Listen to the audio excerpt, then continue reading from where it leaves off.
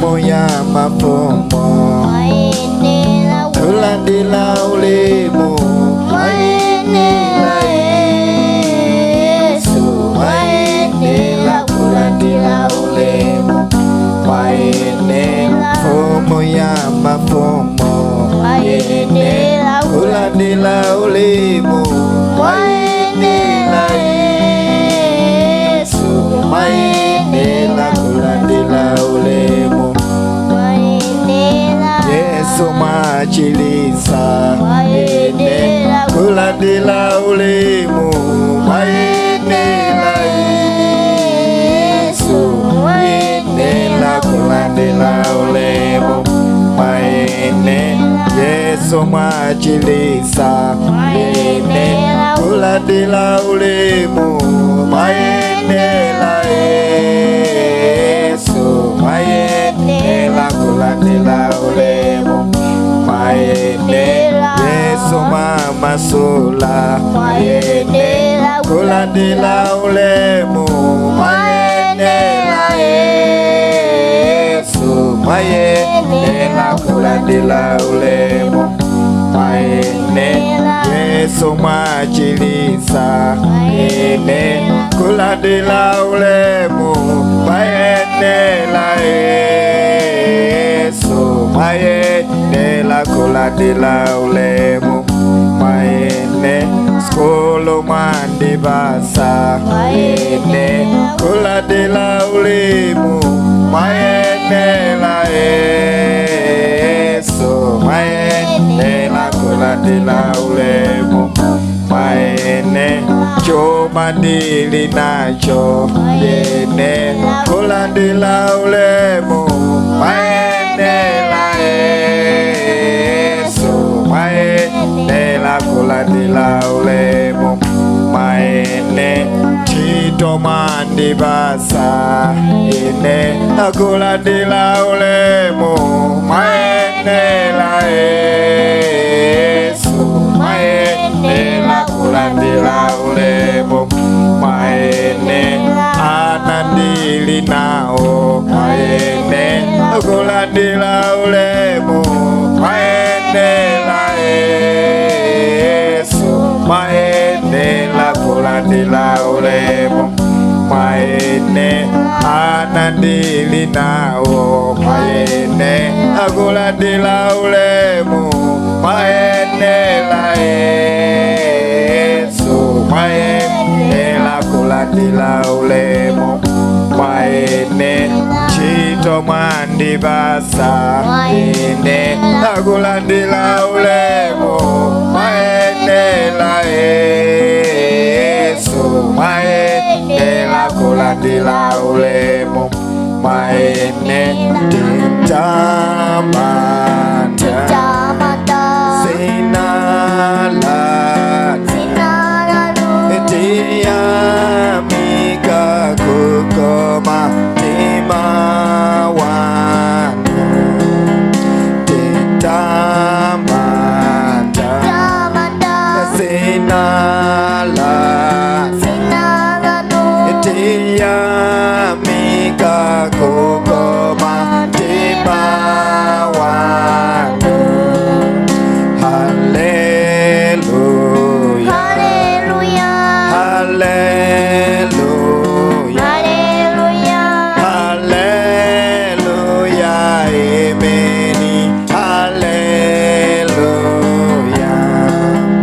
haleluya haleluya haleluya ameni haleluya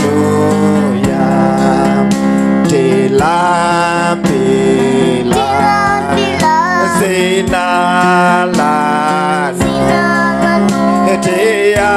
tiamika kukoma mtima wanu tilambila sinala tiamika kukoma mtima wanu haleluya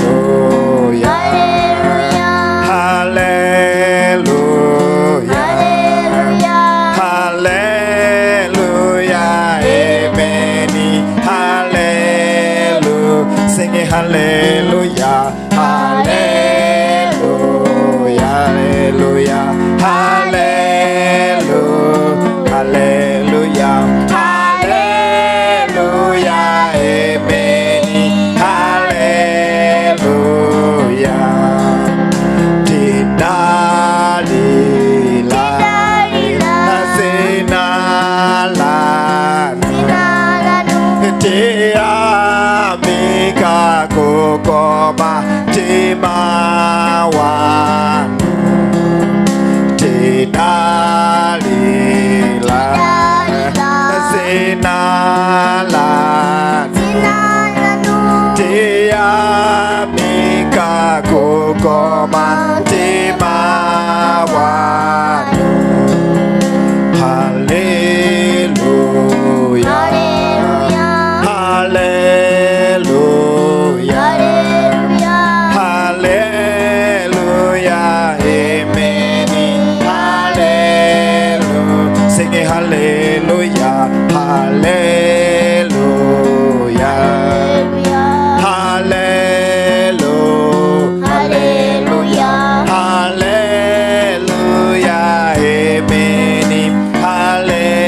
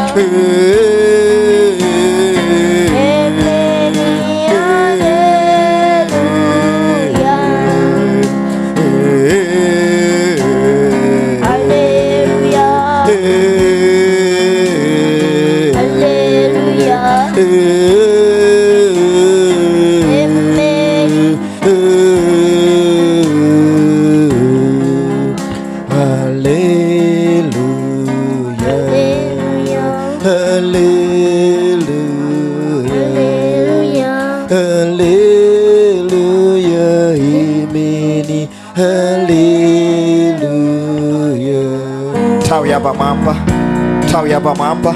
Ambuye ndiyankhuleni masanano, ndiphunzitseni masanano.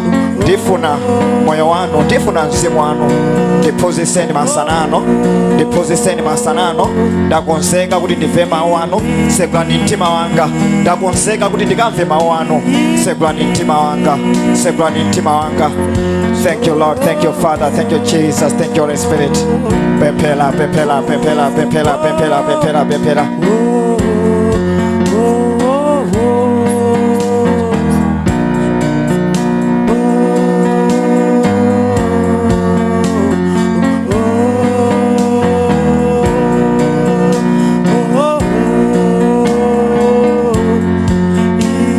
Thank you Father, thank you Jesus, thank you Holy Spirit.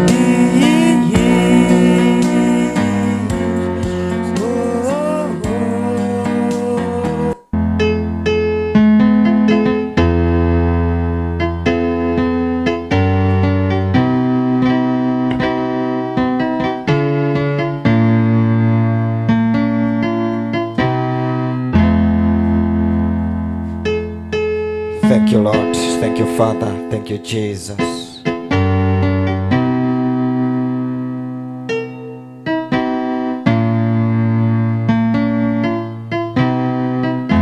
Mosada nthawi tiwerenge mawu pa Hebrews chapter 10 verse ya 25. Aheberi chapter 10 verse ya 25. Mawu akuti tisamakhale-khale kutchalichi chathu monga adazolowera ena, koma ife tizilimbisana mtima makamaka poona kuti tsiku la Ambuye likuyandikira. Mawu akuti chani? Tisamakhale-khale mukukumana kwathu, tisamakhale-khale kutchalichi monga mene anthu ena akuchitira. Akuti anthu ena akati tiyeni tikakumane malo awa tikapemphere, akuti samapitako ya. Akati tiyeni tikafike apo, tikakumane apo, tikakhale malo amodzi, tikasale pamodzi, akuti anthu ena samapitako pamenepo ya. Ndiye kuti amasemphana ndi umodzi, amasemphana ndi pamene anthu akukumana. Mawu akuti tiyeni tisamajombe-jombe, tiyeni tisamakhale-khale pamene anthu akukumana. Chifukwa chani? Akuti masiku awa ndi opsa, masiku awa Ambuye Yesu akuyandikira, Ambuye Yesu akubwera. Kodi zikugwirizana bwanji? Chifukwa chani tisamakhale-khale pamene anthu akukumana, pamene Akhristu akukumana? Chifukwa chani tisamakhale-khale? Kodi kukhala-khalako zikugwirizana bwanji ndi kubwera kwa Ambuye Yesu? Akuti monga amene anthu ena akuchitira. Kodi mnotimu angati kusonyeza kuti anthu ena akupanga za chimene mawu akudani akuchita apapa? Akuti pali anthu ena amakhala-khala kwambiri. Akuti ifeyo tisasatire amenewo ya. Chifukwa chani? Akuti nthawi yatha, Ambuye Yesu akubwera. Kodi Ambuye Yesu akubwera kuzatenga munthu wanji? Akubwera kuzatenga munthu amene ali ndi zinthu ziwiri zikuluzikulu. Choyamba, akubwerera iye amene anamvomera Ambuye Yesu, iye amene anakhulupirira, iye amene ali ndi mzimu mkati mwake. Kachiwiri, akubwerera munthu amene achita ntchito ya Mulungu, achita ntchito imene Mulungu anamulengera. Akuti amenewo ndi amene Mulungu akubwerera. Ndikufunse funso, Ambuye Yesu atakutengera leroli, kodi ndi osangalala? Utati ufe leroli, kodi ndi osangalala kuyilandira imfa? Akuti ndi odala amene wakonzeka za imfa yake. Akuti ameneyo ndi odala chifukwa wakonzeka ngati wamaliza ntchito imene Mulungu anakupasa. Nde enafe ndevu zambirimbiri, enafe tabera ndi imvi zomwe, koma sitikuziwa ntchito imene Mulungu anatipasa. Kodi takonzeka kufa? Takonzeka kutengedwa ndi Ambuye Yesu? akuti ndodala amene akuzindikira ntchito yake ndipo akuyigwira ntchitoyo. Akuti inafika nthawi imene Paulo anayankhula akuti ndagwira ntchitoyi mokwanira. Akuti ntchito imene Atate anga anandipasa akuti ndamaliza. I have finished the race. Akuti ndayenda. Mulungu anandipasa malire akuti uyende kuchokera pano mpaka na apo. Akuti I have finished it. Kodi ndangati mu siku la lero tinganene kuti ndamaliza ntchito imene Ambuye anandipasa? Kumaliza ntchito imene Mulungu anakupasa sikutanthauza kukhala ndi zaka 50, sikutanthauza kukhala ndi zaka 70, 25. ayi, pa zaka 15 ukhoza kukwanisa chimene Mulungu anakuyikira pa dziko lapansi. Zimangotengera iweyo kuzindikira chimene Mulungu anakulengera. Ukazindikira nayamba kupanga chinthu chimene chocho. Akuti sizimatengera kuti ukwanise zaka 50, 70, 80. ayi, komano tikungozindikira chimene Mulungu anakuuza kuti mwana wanga ichichi ukachite. Kodi Mulungu anakupasa kuti ukapange chani?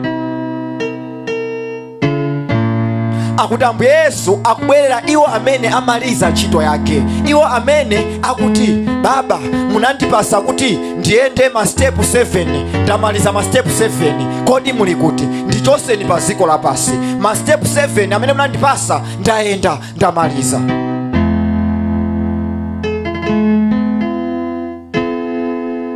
Ukazindikira chimene Mulungu anakuyikira pa dziko lapansi sumaopa imfa. Ukazindikira chimene Mulungu anakuyikira pa dziko lapansi nayamba kuyenda mchinthu chimenecho, I tell you, umakhala mwansangala. Sumalira kuti kodi chakuti ndilibe, chakuti kodi ndinacho. Akuti ntchito imene Mulungu akupasa ikungofuna iweyo mmene ulili. Bora umuza Mulungu kuti Ambuye ndamva, ntchito mwandipasa ndi iyi, ndakonzeka, ndikufuna ndiyigwire. Akuti Mulungu amakupasa kuthekera. Akuti Mulungu akufunafuna anthu amene akuti ineyo ndili pano ndichita ntchitoyo. Akuti tisamajombe kutchalichi. Chifukwa chani? Tisakhale ngati anthu ena amene amakhala kutchalichi.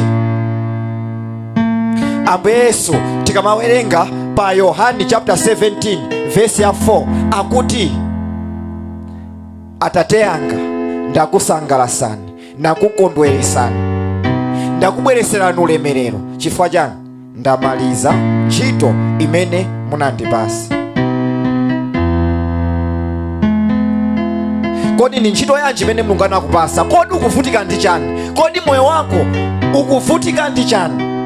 Nkutheka tulimbana ndi ntchito zopanda pake, tikulimbana ndi chinthu chimene Mulungu sanakutumepo. Kodi pa siku lomaliza uzanena kuti Ambuye ndamaliza ntchito imene munandipasa? Kodi ntchito imene Mulungu anakupasa ndikumanga nyumbayo, ndikumanga chishopucho, ndikugula galimoto, ndikugula ndege? Are you sure uzanena kuti Ambuye ntchito imene munandipasa ndamaliza? Utamaliza kumanga nyumba yako yogonamo, utamaliza kumanga shopu yako yoti uzipangiramo business, kodi uzanena kuti Ambuye ndamaliza ntchito imene munandipasa? Mawu akuti tisajombe kutchalichi. Chifukwa chani? Ndi mu tchalichi mmene ukaphunzire, ukaziwe ntchito imene Mulungu anakupasa. Masiku awa ndiomaliza. Ambuye Yesu akubwerera anthu iwo amene amaliza kuchita ntchito imene anapasika. Kodi ntchito imene Mulungu anakupasa ukuiziwa? Uiziwa ntchitoyi pokhapokha ukupezeka mu tchalichi, pokhapokha ukupezeka mkachisi wa Mulungu. Akuti menemo ndi mene uzazindikire, uzaziwe kuti ntchito yako ndi iyi.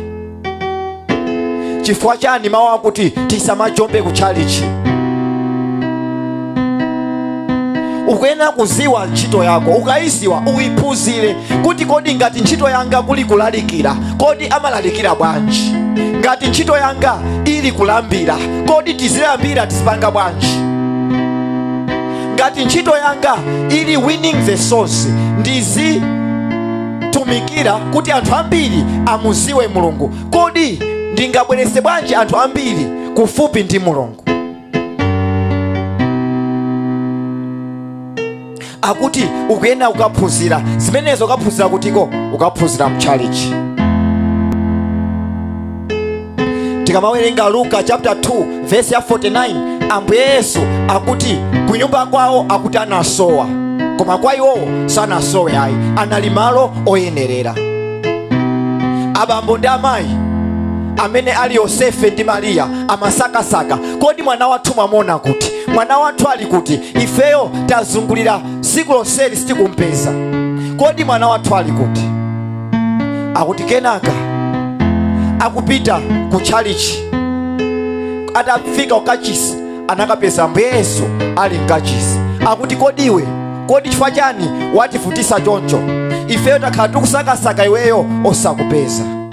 Akuti kodi simukuziwa kuti ndikuyenera kupezeka mu nyumba ya Mulungu? Kodi chimene chisimukuziwa kuti ndikuyenera kuti ndiphunzire za ntchito yanga mu nyumba ya Mulungu? Kodi iweyo uli kutiko? Umapezeka kutiko? Akuti tisakhale ngati anthu enawo amene ndikakhalidwe kawo kojomba kuchalichi. Akuti ifeyo tikapezeke mu nyumba ya Mulungu, ifeyo tikapezeke pamene mawu a Mulungu akuphunzisidwa, ifeyo tikapezeke pamene mawu a Mulungu akulalikidwa. Akuti masikuwa atha, Ambuye Yesu akubwera. Akufuna iwo amene akuziwa za ntchito yawo, akufuna iwo amene akuchita ntchito yawo, akufuna iwo amene anganene kuti Baba ndakusangalasani, Baba ndabweretsa ulemerero pamoyo wanu, ndabweretsa chisangalalo ku zina lanu. Chifukwa chani? Ndachita ntchito imene munandipasa kuti ndikachite. Kodi ntchito yako ndi chani? Nanga kupanga chani? Kuchalichi ndi kumene iweyo ukuyenera kuti ukaphunzire za ntchito yako, ndipo ukatani ukakule. Haleluya. Sitimakula kunja kwa chalichi ayi. Tikamawerenga Efeso chapter 5 verse 23, tikuamva Ambuye Yesu amayankhula akuti mutu wa mkazi ndi ndani? Akuti ndi mwamuna. Pamenenso mutu wa chalichi ndi ndani? Ndi Ambuye Yesu. Akuti the head of the church is Jesus. Kodi iweyo ndiwe ndani? Tikawerenga 1 Korinto chapter 3 verse 17, akuti iweyo ndiwe kachisi wa Mulungu. Iweyo ndiwe kachisi wa Mulungu. Kusonyeza kuti chalichi si chi building chimene timachiziwacho ayi, koma chalichi ndiweyo.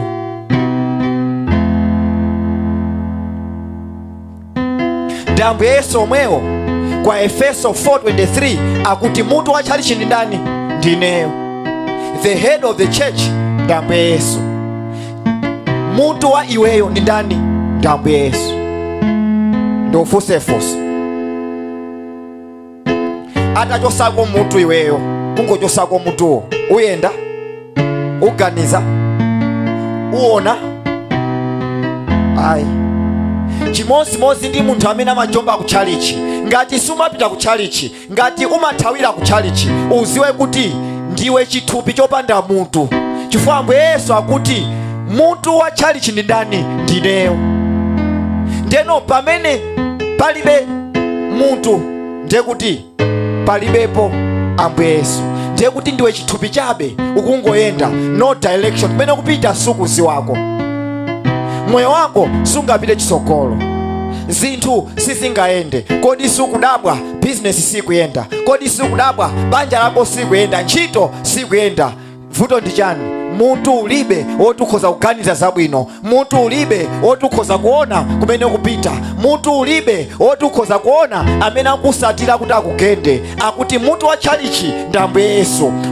Ukayamba kujomba kuchalichi, ukayamba kusapita kuchalichi, ndiye kuti ukuzidula iweyo. Ambuye Yesu ukwasiyapo, iweyo ukukhala pawekha. Chichitike ndi chani? Ndiye kuti sungabale zipaso ayi, ukhala ngati mtengo umene wadulidwa, anthu akungokhalirapo. Ambiri mwa ife zathu sizikuyenda. Chifukwa chani? Tili ngati mtengo wodulidwa uja, wangotayidwa panjirapo, anthu akungokhalapo, akafuna akumawazako nkhuni, kumangotigwirisa ntchito kuti zawo ziziyenda, koma ifeyo zathu osayenda.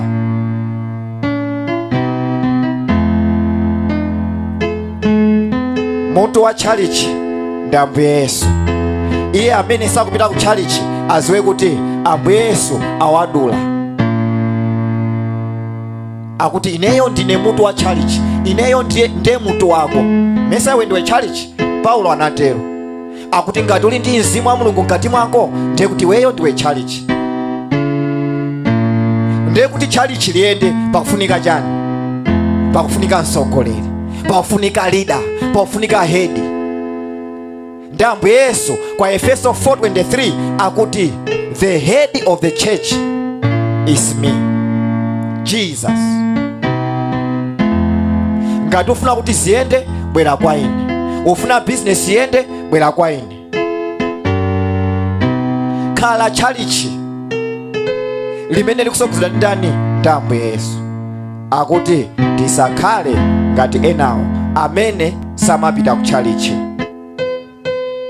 Kodi chifukwa chani ukuyenera kuti ukapezeke ku chalichi?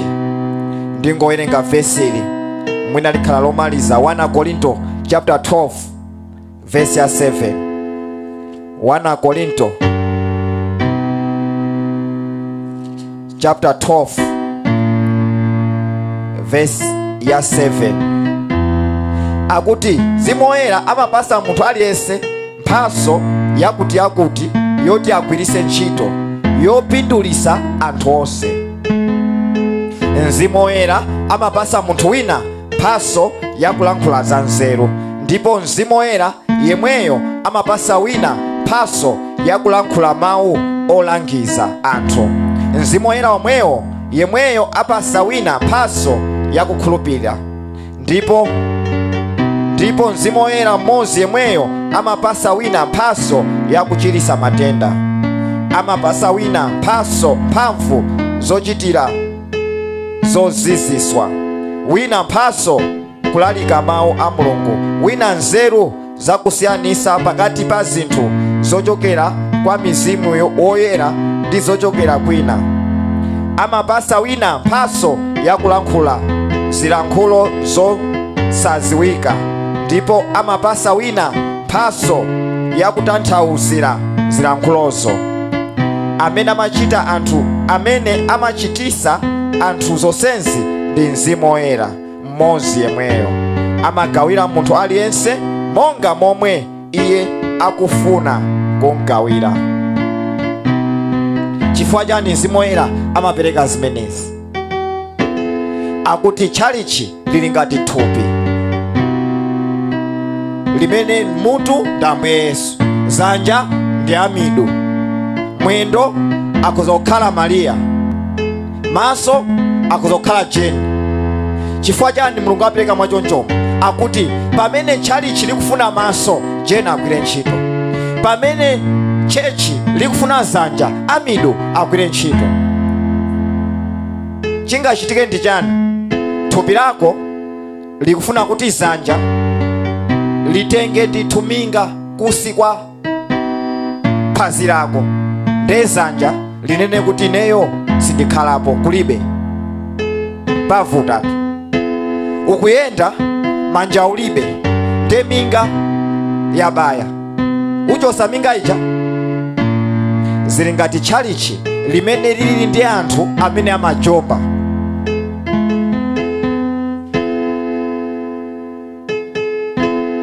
Chalichi limene anthu samapitako amajomba ndi thupi limene lilibe manja, koma likufuna zanja lichose minga kusi kwa Sabato.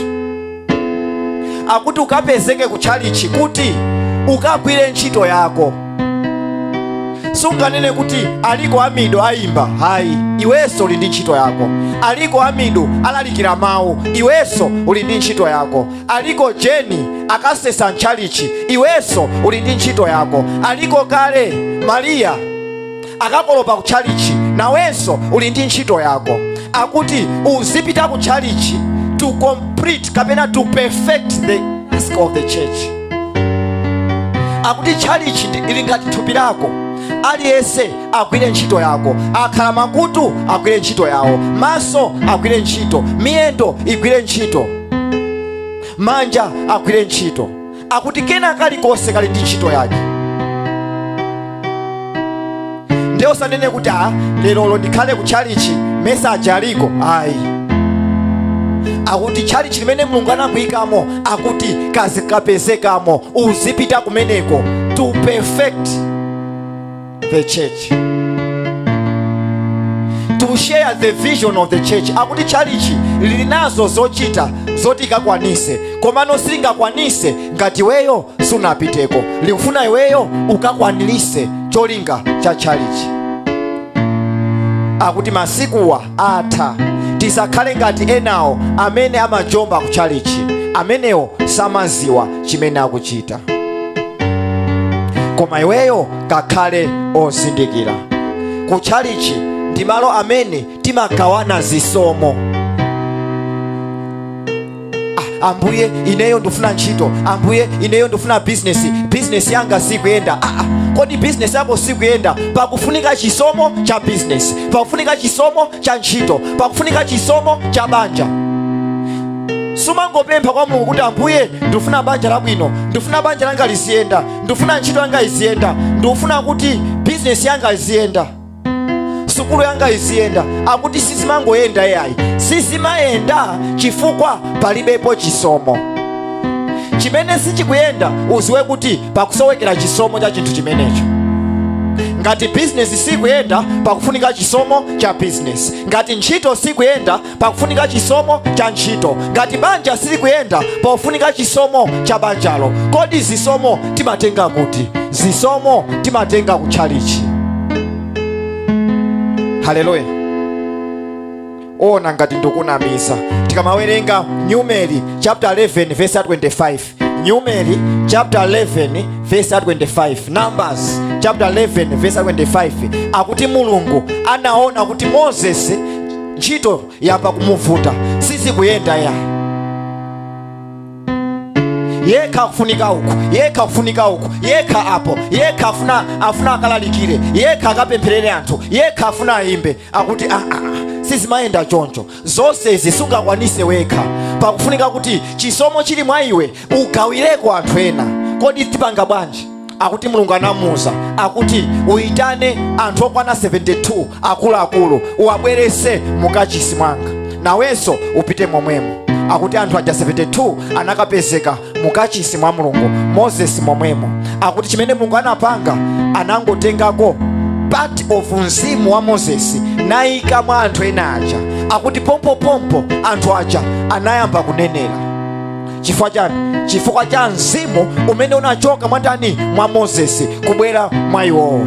Sikuti anatenga mzimu wonse wa Moses ayi, akuti kachiduswa chabe ka mzimu andani wa Moses. Akuti kanapangisa kuti ayambe kunenera, kanapangisa kuti business yawo iyambe kuyenda bwino, kanapangisa kuti ntchito yawo iyende bwino, kanapangisa kuti banja lawo iyambe kuyenda bwino. Kodi weyo ufunika chani? Sukuziwa kuti neba wako amene akhala pafupi ndi weyo mchalichi ndi amene ali ndi chisomo cha chani? Cha business.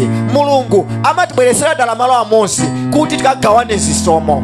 Tonse sitingakhale ndi zonse ayi. Wina ndi zanja, wina ndi mwendo, wina ndi mutu, wina ndi maso, wina ndi makutu. Pamene weyo ufunika khutu, pamene weyo ndiwe zanja, ndiye kuti ufunikabe chani? Ufunikabe khutu basi.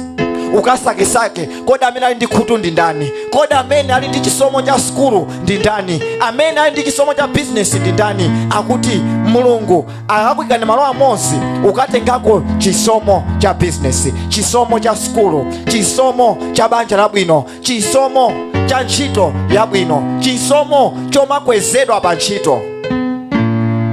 Zimene kusoweka ndiye kuti ukusowekera chisomo. Ndofuna kuti masanano upemphere, Baba ndilibe chifukwa sinimazindikira kuti kuchalichi ndi kumene kuli ndithu zisomo zimene ndikufuna.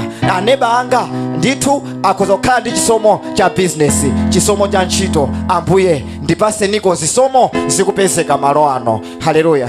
Sindikuziwa kuti neba wako ali ndi zisomo zingati, sindikuziwa kuti abusa ako ali ndi zisomo zingati, sindikuziwa amene akuyandikira ali ndi zisomo zingati, koma Mulungu amene akupezeka muno ali ndi kuthekera kotenga zisomo zaumo ndiuyika umwinamo kuti nawenso moyo wako upite chitsogolo. Pamene ulipo ndofuna kuti ukayimirire ukapemphere kuti Ambuye, chomwe ineyo ndikusowekera si ntchito, si bizinesi, si sukulu yayi, koma ndikusowekera zisomo zoti bizinesi ikayende, ndikusowekera zisomo zoti ntchito ikayende. Pamene ulipo ndofuna kuti ukapemphere, Baba ndipaseni zisomo, Baba ndipaseni chisomo. Pemphera, pemphera, pemphera, pemphera, pemphera, pemphera.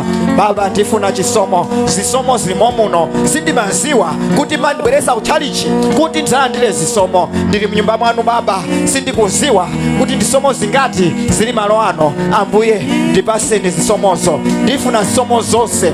Mawu anu mukuti tikhale ndi zisomo zonse kuti moyo wathu upite pasogolo. Nawenso pemphera, Baba ndipaseni zisomo zonse, ndipaseni zisomo zonse, osati chisomo chimodzi, osati ziwiri, osati zitatu. Ndifuna zisomo zonse, ndipaseni zisomo zonse. Chisomo cha bizinesi mwa ine, chisomo cha ntchito mwa ine, chisomo cha promotion mwa ine, chisomo cha skulu mwa ine, chisomo cha banja labwino mwa ine. Ndipo landira zisomo zonsezo mu dzina la Yesu Kristo. Landira zisomo zonse zikupezeka malo ano mu dzina la Yesu Kristo. Landira chisomo cha skulu yako mu dzina la Yesu Kristo. Landira chisomo cha business mu dzina la Yesu Kristo. Landira chisomo cha sukulu yako mu dzina la Yesu Kristo. Landira chisomo cha banja labwino mu dzina la Yesu Kristo. Thank you Lord, thank you Father, thank you Jesus, thank you Holy Spirit. Pemphera, pemphera, pemphera, pemphera, pemphera, pemphera, pemphera, pemphera, pemphera. Susa dzanja lako lamanja mwamba. Atate mu dzina la Yesu Kristo, tikuyamikani chifukwa cha chifundo chanu, tikuyamikani chifukwa cha nthawi yapamwamba imene munatipasa, tikuyamikani chifukwa cha zisomo zochuluka zimene mwatipasa. Ambuye mukatamandike, Ambuye mukakwezeke. Zisomo mwatipasazi Ambuye zikatipindulire, zisomo mwatipasazi Ambuye oyipa asaziyandikire mu dzina la Yesu Kristo. Baba mwatiphunzitsa kuti pamoyo wathu tikalakelake kuziwa ntchito yanu, tikalakelake kuphunzira ntchito yanu, kuchita ntchito yanu. Ambuye patokha sitingakwanise, katipaseni kuthekera mu dzina la Yesu Kristo. Pamene ukupita upite ndi zifundo za Mulungu, upite ndi zisomo zochuluka za Mulungu mu dzina la Yesu Kristo. Upite ndi kukondweredwa, upite ndi kuwala. Pamene ukayende ukakhale kuwala mu dzina la Yesu Kristo. Amen.